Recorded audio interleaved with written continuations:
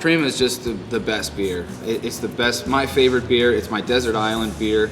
And my guess is that if you asked the brewers at Victory, pretty much every single one of them would say the same thing. One of the things that makes Prima so great is its lineage and its history. And Prima has been around for a long time. It was inspired by some very hoppy pilsners in Germany that, you know, these kinds of lager beers just didn't exist in the US before Prima Pils. It's kind of that bracing bitterness, very clean fermentation, a very dry finish, and a great malt character. It just hasn't existed in other beers really before or to some extent since then. So the bitterness and the hoppiness of Prima comes from, first of all, using a lot of hops. Prima has a lot of hops in it. And they're generally the noble varieties, the landrace varieties from Germany and continental Europe.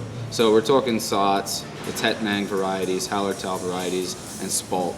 Each year it's slightly different. We have to adjust based on the crop years to keep the character the same, but it's the noble landrace varieties in Europe, and a lot of them. Not only is Prima's hop character derived from the varieties that we use, but also the type of hops that we use, which are whole flower.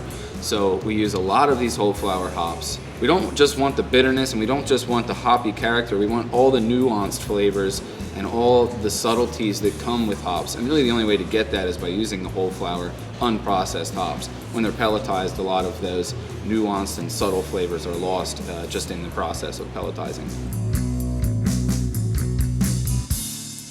This is definitely a brewer's beer. I think this is a beer that's very important to the brewing industry, and something that's inspired like a whole generation of brewers, myself included. Excuse me. You're getting all teared up. I got something in my eye. Just talking about Prima, it's so beautiful. Yeah, it is. It's so beautiful. I love this beer.